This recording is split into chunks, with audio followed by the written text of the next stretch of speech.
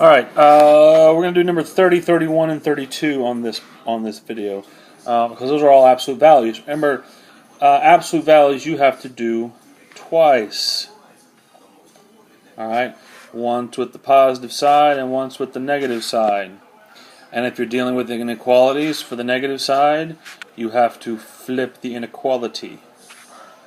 Okay, so remember you solve them twice. Select number 30. All right, we got down to where there's nothing out front, nothing out back. So we're going to go ahead and solve this twice. Once is a 2x minus 3 is less than 7, and once where it's 2x minus 3 is greater than negative 7. Okay, so here we go. Subtract, add the 3, so it's 2x is less than 7, 8, 9, 10. Divided by 2, x is less than 5.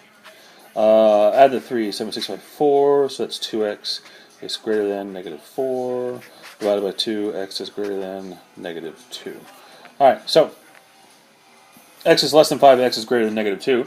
The question is, so you got to look at it.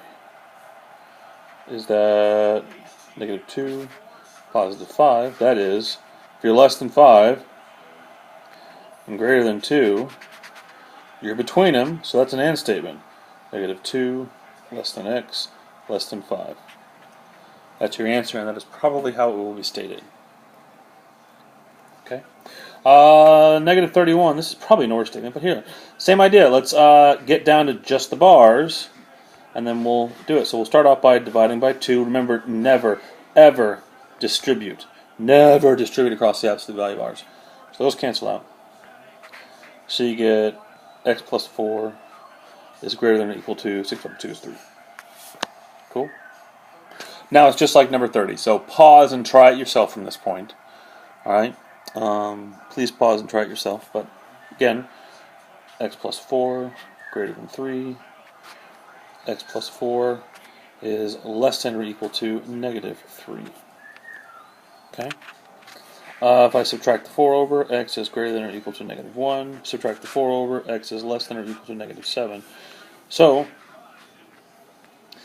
if I am left of negative 1, I'm greater than negative 7, negative 1. Let's put those there.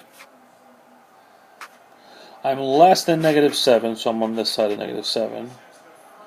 And I'm greater than negative 1. So this one is actually an or statement. Your answer is I am x is less than or equal to negative 7, or x is greater than or equal to negative 1. And the reason it's an or statement is because I can't be up here and down here at the same time. I cannot be both of those statements at once. I'm either one or the other or neither. Okay? Try 32. If you are so bold. Try 32. Alright, 32. Alright, just like the other ones, get down to the bars first. Get down to the bars first. So we'll add the 4, 3, 2x minus 3, greater than. 24 plus 4 is 28. Oh, this one's going to be awkward. So we'll divide by 3. So x is 2x minus 3 is greater than. 28 divided by 3 is 28 thirds. Whatever. Alright, now we can do it twice. 2x minus 3